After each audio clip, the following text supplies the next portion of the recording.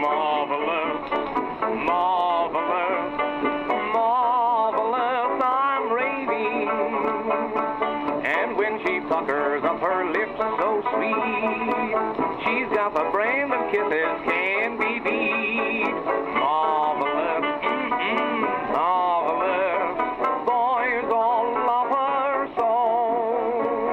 They're out of luck, you see, she's mine exclusively, sweet, sweet, marvelous girl.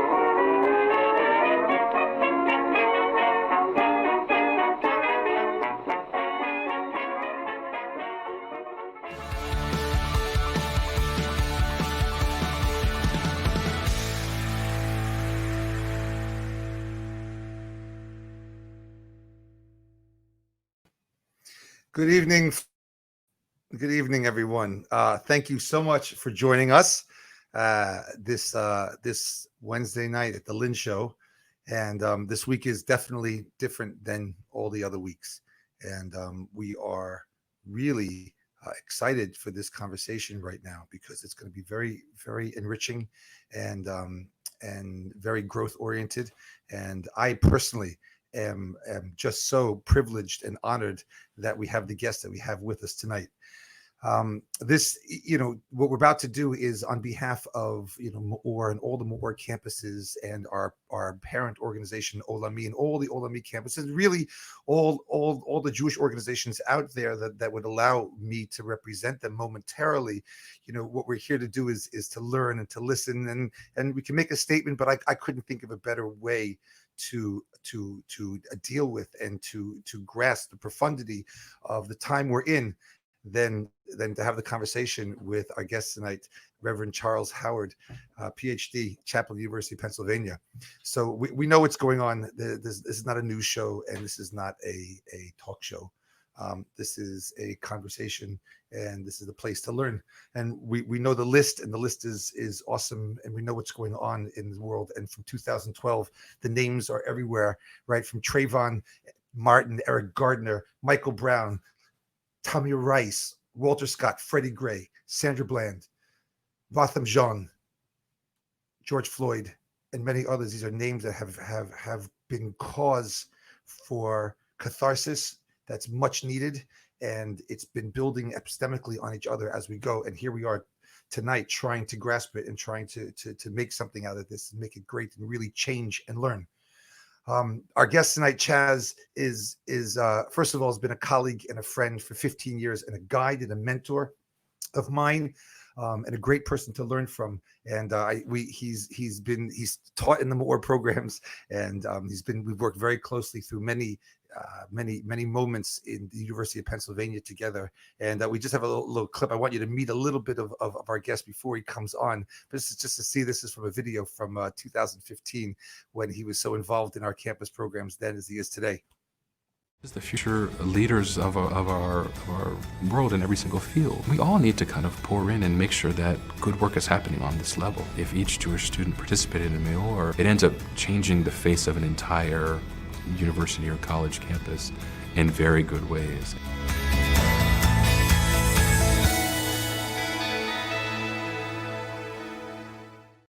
Charles Chaz, known to us as Chaz, Reverend Charles Howard, Chaplain, University of Pennsylvania, and leader and activist and author and teacher, teaching classes at the university as well in the School of Sciences and the graduate school. But really has been just a mentor to me and to all of us that have the privilege of knowing you. Yeah, it's 100% true. I'd like to just show one thing, just to give. I want in your day job, right, which is we work around the clock and you work around 10 clocks. But just want the convocation you gave at Penn graduation. I'd just like people to see that, to get a feel for you, not in crisis. Well, it's still a crisis then, right? But to see you in your element and in the beautiful and holy and amazing work that you do. Michael, if we could just roll that clip for a moment. May what has been an unpredictable, uncomfortable, and in many ways disappointing ending to their collegiate journeys somehow be redeemed. What an auspicious time for them to graduate. Indeed, a season of tragedy and loss, yet also a new heroic age. will long tell stories of the unrelenting courage from healthcare professionals and researchers, grocery store employees, delivery drivers, trash collectors, custodial workers, educators, therapists, clergy, public safety officials, political leaders, and every single individual who's done their part in stemming the spread of the virus. May these graduates always be counted among this heroic number, who responds to the difficulties of life by seeking to serve and love others, wherever their paths may lead them. Amen. Hi, Chaz. How are you? Loaded question. I'm good, Ned. I'm in your presence, brother. It's always good to see you, man. We miss you. I miss seeing you more frequently on campus, but I know you're doing good work all over the over the world, up there in New York. We're trying. I hope that I want people just to know here that like I said, this is not a news show. This is not a talk show. This is just kind of like what we put together because of Corona to take place of one of the classes and just get everyone together. But it's great that we can have this conversation. And one of the million trillion memes and things that I've seen, but the one that I find that just sort of hit me was it just said muted, listening, and learning. And I think that's really what we're here to do tonight from you. And the conversation, but really, Chaz, to listen and to learn and to understand, and really to follow your guidance. You are a teacher and you're a leader by example. And I have sat next to you as you have guided not just individuals but entire campus through very difficult times over the last 15 years that we've known each other, and watch you do it with great balance of real vision but care and concern and compassion and words that are soothing, and really just telling you honestly, we're all looking for that right now. And so let's just jump right in. I know you're limited in time, and we are so grateful that you're here. Really, I am personally, like my kids know, like they're downstairs watching. They're like, I just want to talk to you, and this is the closest I can get to giving you the hug that I really want to right now. But yeah, okay. So enough of me though. So I think let's just start. Like Chaz, tell us what's going on. You're on the front lines in Philadelphia. This is your calling. You've been working on this for so long, and now it's one of the most momentous times in that timeline here. So Phil, let us know what's going on and where you're positioned there. The fact that you are holding this topic this evening is a sign of hope, and a sign of love, and a sign of allyship, and it reflects how our freedoms and our lives are interconnected in ways that I think we forget and take for granted sometimes. So I'm deeply grateful for the text from you earlier this week. And I have to shout out like the production crew behind this program, man. Y'all, this feels like better than TV. The video and the background. It's just cathartic for me to get rid of the old bugs that I had from the previous job. No, you're doing great, and and I also should just begin by just giving thanks for the great work that y'all do on our campus. I know good work's happening all around the country, but I only get to see what's happening at Penn. And the work that Rick and everybody does at Penn, it's not only good, but it's beautiful. And I think a lot of people could teach, and a lot of people can sort of do rabbinic work, but not everybody can love an 18 to 22-year-old.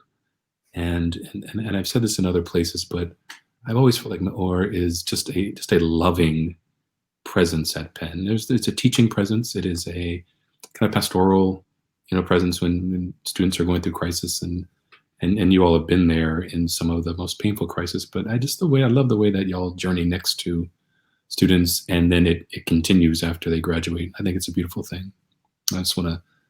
I will always give thanks for that. Thank you for that. So I'm doing my share of blushing on that, and an accolade from you really goes a long way. Really does mean a lot to me. But you asked how we're doing. I've been engaging some of my friends. I'm from Baltimore originally, And every Black person I know isn't sleeping well. And I've tried to describe in other places the psychological weight of the moment. It's already a stressful, fearful, anxious time in the world because of COVID-19. Everybody's feelings were kind of already on a 10, and we're all very fragile and very, very anxious and very hopeful about what's going to happen in the next couple months, and hopefully you can go back to school in the fall. A lot of us are grieving what has been lost. A lot of us have been nervous for our own health and who's been lost. So we were already kind of, the best word I could use is fragile. You add to that the great burden of being, I'll speak very personally, a Black man in America, a daily burden of in one sense, the joy and the richness of a heritage and a tradition that we're very proud of.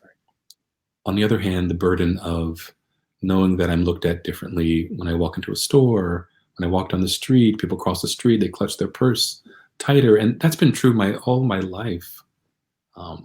And the fear, resentment, pain whenever a cop comes close to me. I've been stopped by the police in every city I've lived in middle and high school in Baltimore. When I was a Penn student, I was stopped by Penn cops in Philly. When I went to seminary in Boston, my seminary shared a campus with Hebrew College. I was stopped by the cops in Newton Center in Boston. I was put on the ground. As a grown-up here in Lower Merion, where I live, I've been stopped 3 times in the last 2 years. Never breaking the law, never speeding, nothing. How many times has my white wife been stopped? Yeah, me too. Yeah. And I think the anxiety when I see red and blue lights behind me is that I might be on that litany of names that Rabbi Lynn will read at an event like this. And then with the advent of the death of George Floyd and Breonna Taylor and Ahmaud and the other names we don't know, all of that comes back to the surface at 1,000% amplification because of the moment we're in. And so I've been sad, I've been angry, I've felt a rage that it could allow me to punch a hole in a wall. And yet we can't afford to just stew quietly, in the shadows of our homes. We have to kind of get out there and do something about it. And I take such great heart at the fact that people around the world have been taking to the streets, risking getting sick, taking to the streets, feeling like this pandemic of racism supersedes this pandemic of COVID-19, and it's worth the risk. Been so heartened by, people sort of may scoff at like the statements that different companies and teams and places are putting out. That means the world. And it makes a difference. And don't let anyone ever tell you that demonstrating doesn't make a difference, because if people aren't demonstrating, we don't even know the name of George Floyd, let alone the officer who killed him would not have been fired, wouldn't have been arrested. And then all the global demonstrations and public statements led to the other officers involved getting arrested. And in Philadelphia, the statue of Frank Rizzo coming down, Confederate statues in the South coming down. If there aren't demonstrations, if Walt Disney and Nickelodeon and Ben and Jerry's and UPenn aren't putting out statements, those things are still there, and those cops are still cops. Now, we can talk about, should people be smashing windows and stuff? We can talk about that. But if people aren't out there, you wouldn't even know the name of George Floyd. Right. And the last little thing, I'll ramble, and I'm sorry, I'm just ranting. No, I have chills early. I care about you deeply, and then you make it so personal and so real. So that's really, keep it's not rambling, it's real. Good, man. I've shared in other places my connections with Judaism, and I've told the story of how I went to Jewish summer camp my whole life from age 11 on up in Maine, and I learned and first sang the Shema Friday nights in Maine with some of the best guys I know, who I still think I'm Jewish. They think I'm an Ethiopian Jew who spent his summers up there.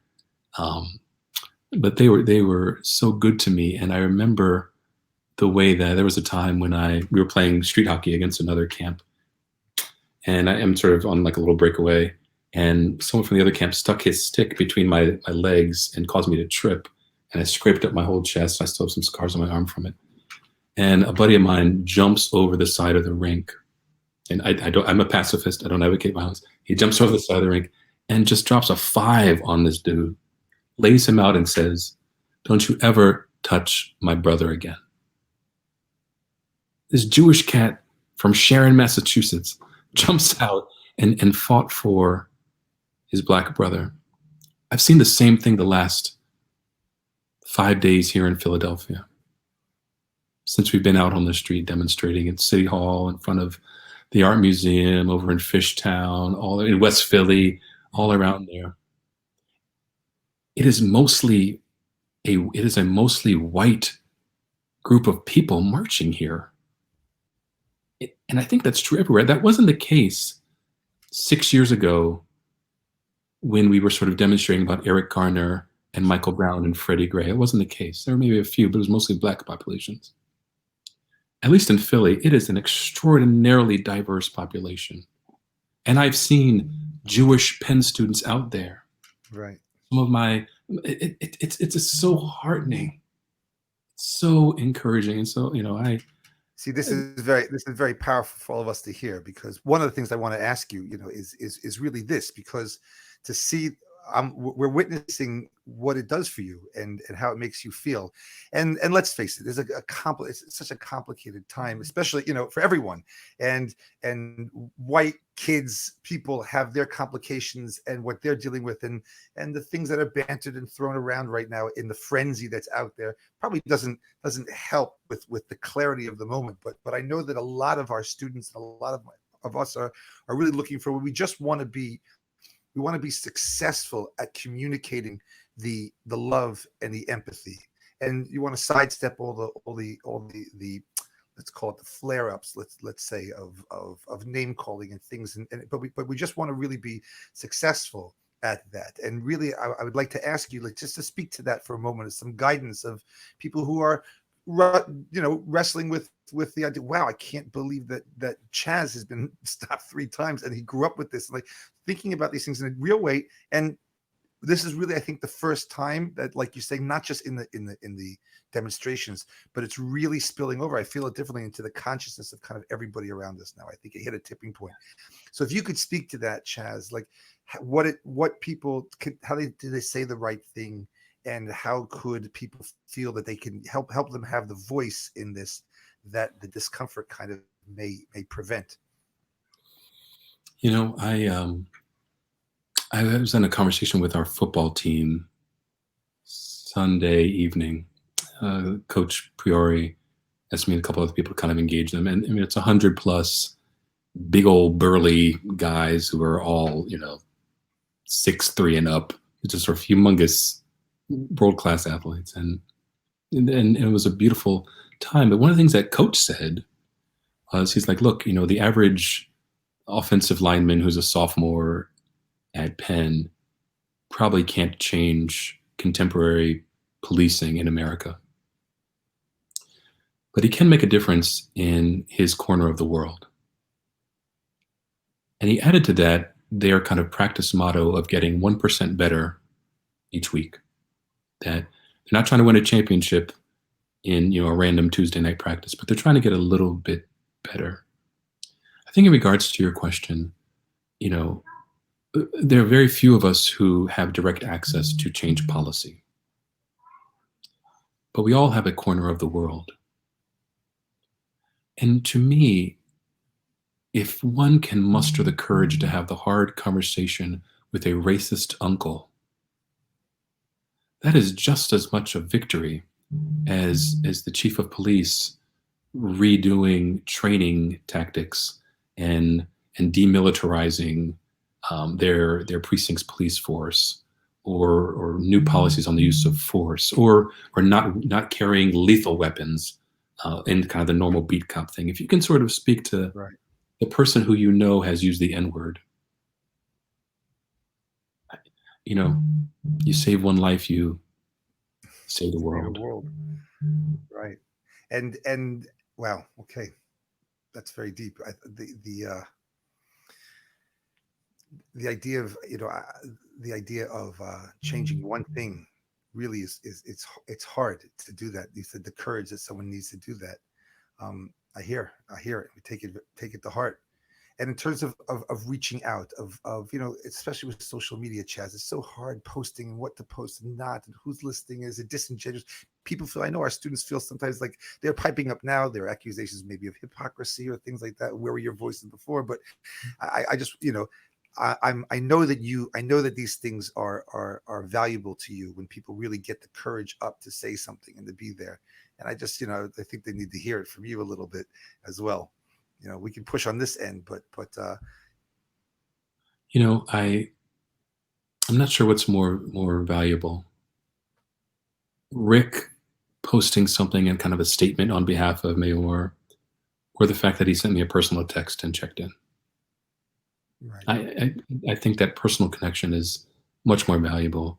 And, the people you went to high school with, or you knew, an email, a text, even if you haven't talked in years, a colleague, a coworker, to say, hey, I see you. And I mean, it's almost becoming cliche. I see you, I hear you, I feel, but like, it means a ton.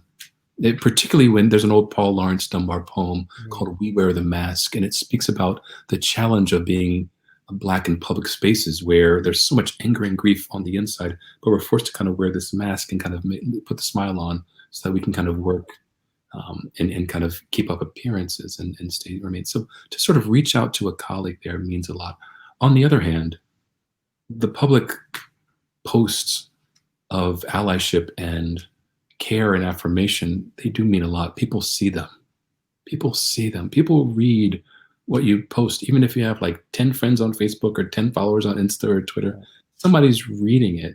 And again, that somebody might be your kind of mean relative who needs to sort of be convicted by what you're saying. That's true. You don't think about everyone who's listening. The one you're directing it towards, which is really, you want to show solidarity and love to people who are in pain, which is a hard thing to do, but could be that the people who need to listen to it, you're not even aware of. I promise you that, and this is an infrequent thing in my circles, but over the years, when I have had friends or relatives who have said anti-Semitic stuff, I go to bat for you. I want you to go to bat for me. And that is more valuable, I think, than kind of marching with us. And not everybody's about protesting and risking arrest and getting tear gassed in Philly. Not everybody's about that. But change your corner of the world. Repair your corner of the world, please. Okay, that's very, very, very moving, Chaz. Very, very deep, and that's very real. To put the focus on the place where you can actually see the change happen. Totally. We're going for. I know you're limited on time here, but just we're moving forward, and this is obviously, the attention now is here. And you're right. COVID was like this amazing. It's the sort of like the drama of the screenplay that's been written over here, like setting the stage. I mean, who would have thought? But like, you're right.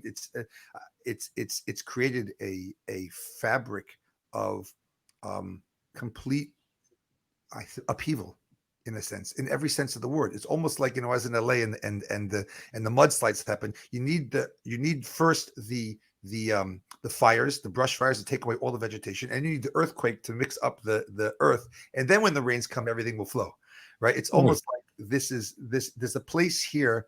And I think what's so beautiful, Rabbi Jack said it this morning in our staff meeting, you feel change. You feel it. You feel there's a yearning for it, and there's a willingness and a courage to actually push through the barriers that have been in place for too long. and you feel it can happen. It's there are two things over here, obviously, that me as a rabbi, as a Jew, relates to. Obviously, you know my story. I grew up in Palm Beach, and I couldn't go into 4 of the 5 clubs on the island. I was kicked out. I was beaten up. Being a Jew, even my name was changed from Levine to Lynn. I grew up with racism, different than black race, but a black person had to leave Palm Beach Island by sundown when I grew up. That was norm. I couldn't go to these places. There's a certain understanding of racism that there is no tolerance, and we have to fix it. And it's almost like there's a light here. We can go for it. It almost feels like there's energy and there's momentum. There's a wave we can go for it. And there's also this bigger thing where as men of the cloth, as we're going to call us, we believe in a utopian vision. We believe that everything will change. And it kind of feels there's an echo of that right now, Chaz. There's change that's happening. And maybe you could just speak to what do you see beyond the protests? Like, where are we going? I know there are policies to be put in place and voting that happens, but give us a vision of how we can leverage this and where you see it going and where you're walking, the space you're walking into. I've seen the other side of this, and we win in the end. We do. White supremacy, anti-Semitism, racism, sexism, homophobia, they lose. We win in the end. And this isn't a kind of end of the world victory that's millennia away. This is like tomorrow. We're winning. I mean, I know that it doesn't always feel like that. And there were moments this week when Philly was on fire and that it didn't feel like that. But we're winning. And it's if you look who's in the crowd, if you look at things that are coming down, literally the old idols are crumbling and giving way to a new world. I'll give you further evidence. Yeah. 40 years ago, this wouldn't be happening right here. Not just because of the technology, but a Black and Jewish man embracing over the internet would not have happened 15 years ago, maybe, right, let alone 40 years ago. Or my wife and I, an interracial marriage, it was illegal to be us in this country like 10 years ago in some states. Right. And a Black president and all the different things. And it does feel like, we've regressed in so many ways, but I'd be remiss if I didn't sort of shout out Wharton in some senses. And my Wharton colleagues would talk about those who are afraid to invest in the stock market because they feel like I'm destined to lose my money. But if you sort of look at how stocks happen, if you kind of over the course, it's constantly going upward. And there may be some sort of like little downshifts too and little bear markets and things, but it's always going upward. We win. We win in the end. And you cannot lose hope. I promise you, we're trending in the right direction. So I feel good. I think good things are here, but I think good things are coming too. Chaz, before we let you go, which I don't want to do because I'd like to stay with you all night, but before I let you go, I want to bring your friend, my friend, Rabbi Rick, on with us because I want to share some words of blessing and words of hope together. And you two are on the campus together. And, there's that guy. Where's that rascal? Where's that guy? Come on, Rick. There he is. Damn. There he is. Oh. Rabbi Rick and Rivka Fox. And I just feel like Chaz, we're very choked up over here, and we feel so privileged to just be able to listen tonight and be with you. And this is the closest we get to hug you right now. It's all love, man. And it's a weird opportunity, but I want to introduce you to my wife, Rivka Fox. Hi, Chad. Who knows so much about you, who cares deeply for what's going on in your world, and wanted to come on and say hello and be with you here. And thank you for letting us all be together tonight. I have nothing else. And we love you so much. And we're so blessed to be able to work with you and be with you and support you. It's a great deal to me. You have a huge stakehold in everything that we do. as my mentor and guide in the university there for so many years, and really just such a great friend and such a champion of the work we're doing and trying to bring holy ideas to people, to young people, and let them see everything you're expressing right now, that hope and that vision. It's a beautiful thing. I'm going to ask you to before you leave us here, but to leave us with words of blessing, and we'll share as well. You know, the Aaronic blessing has meant a lot to me the last several months, and I think I say that to you now. The Lord bless you and keep you. Make his face shine upon you. Be gracious to you. And may that be true for our country. And may it be true for all the people who are out there demonstrating, and for all the generations that are coming behind us. Amen. Amen. Amen. Chaz, I'll lift this up for you, and I'll say, as we say, L'chaim.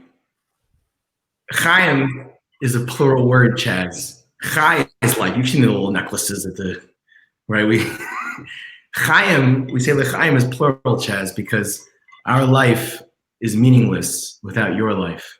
Our lives together is what this world is about.